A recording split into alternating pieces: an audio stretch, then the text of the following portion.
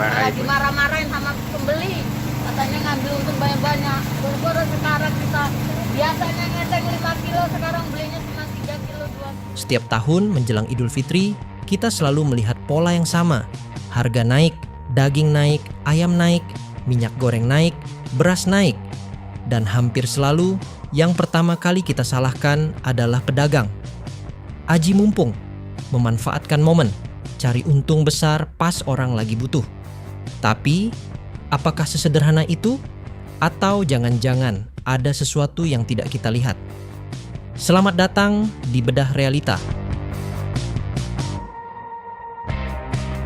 Indonesia adalah negara dengan mayoritas muslim terbesar di dunia.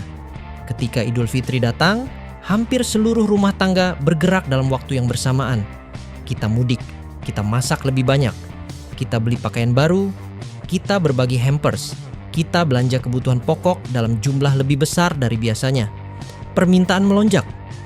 Bukan 10%, bukan 20%, tapi bisa sangat signifikan dalam waktu sangat singkat. Dan dalam ilmu ekonomi, ketika permintaan naik drastis, sementara pasokan relatif tetap, harga hampir pasti terdorong naik. Bukan karena niat jahat, tapi karena mekanisme pasar bekerja. Coba kita pikirkan, peternak ayam tidak bisa tiba-tiba menggandakan produksi dalam 2 minggu. Petani tidak bisa mempercepat musim panen hanya karena lebaran sudah dekat. Distributor tidak bisa menambah armada truk dalam semalam. Sementara itu, jutaan orang belanja bersamaan.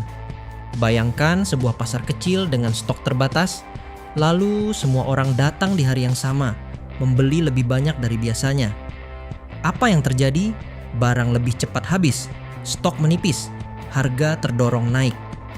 Itu bukan teori, itu realita.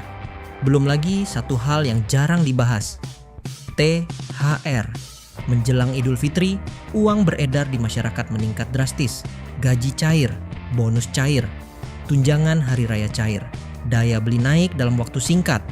Dan ketika daya beli naik, harga sering ikut terdorong. Karena pasar membaca satu hal, konsumen mampu membayar. Tapi di titik ini, emosi sering mengalahkan logika. Kita datang ke pasar, kita lihat harga lebih mahal dari minggu lalu. Kita marah, dan kita butuh seseorang untuk disalahkan. Pedagang jadi target paling dekat. Padahal seringkali pedagang juga membeli dari supplier dengan harga yang sudah naik. Rantai distribusi panjang. Kenaikan bisa terjadi di hulu, bukan di hilir. Tapi yang kita lihat hanya ujungnya. Lalu muncul pertanyaan lain. Kalau memang ini soal sistem, kenapa ada toko yang tetap murah? Kenapa ada pedagang yang harganya stabil? Kenapa toko tertentu selalu ramai, bahkan saat yang lain sepi? Pertanyaan itu wajar, sangat wajar. Karena manusia selalu membandingkan. Ketika satu toko mahal dan toko lain lebih murah, otak kita langsung mencari penjelasan paling sederhana. Dan seringkali penjelasan paling sederhana adalah menyalahkan identitas. Disinilah kita harus hati-hati. Karena realita bisnis jauh lebih kompleks daripada sekadar siapa pemiliknya. Ini bukan soal etnis, bukan soal suku, bukan soal siapa. Ini soal model usaha. Ada pedagang yang berani ambil untung tipis, tapi perputaran cepat. Ada yang ambil margin besar, tapi volume kecil. Ada yang punya akses supplier langsung, ada yang bergantung pada distributor lapis kedua atau ketiga. Ada yang manajemen stoknya disiplin, ada yang tidak punya pencatatan keuangan yang rapi. Strategi berbeda, hasilnya pun berbeda. Dan ketika kita gagal melihat strategi, kita cenderung menyederhanakan semuanya menjadi isu identitas.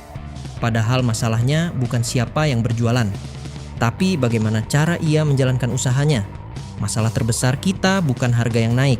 Masalah terbesar kita adalah literasi ekonomi yang rendah. Ketika kita tidak memahami sistem, kita cenderung mencari kambing hitam. Dan kambing hitam itu bisa berubah menjadi sentimen sosial. Padahal realitanya lebih kompleks. Distribusi pangan kita belum efisien. Rantai pasok panjang. Produksi belum elastis. Intervensi stabilisasi kadang terlambat. Tapi semua itu jarang dibahas. Yang lebih mudah adalah menyalahkan pedagang di depan mata. Kemarin kita membahas emas. Kita bilang emas mahal, tapi sebenarnya nilai uang kita yang melemah.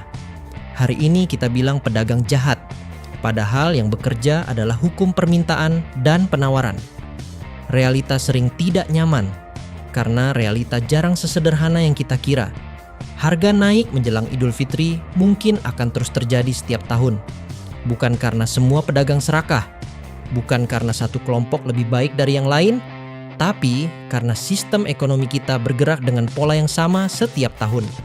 Pertanyaannya bukan lagi siapa yang salah, tapi apakah kita mau memahami sistemnya atau terus mencari kambing hitam setiap kali harga naik? Karena ketika masyarakat mulai paham sistem, emosi bisa digantikan oleh kesadaran, dan kesadaran selalu lebih kuat daripada kemarahan. Sampai jumpa di bedah realita berikutnya.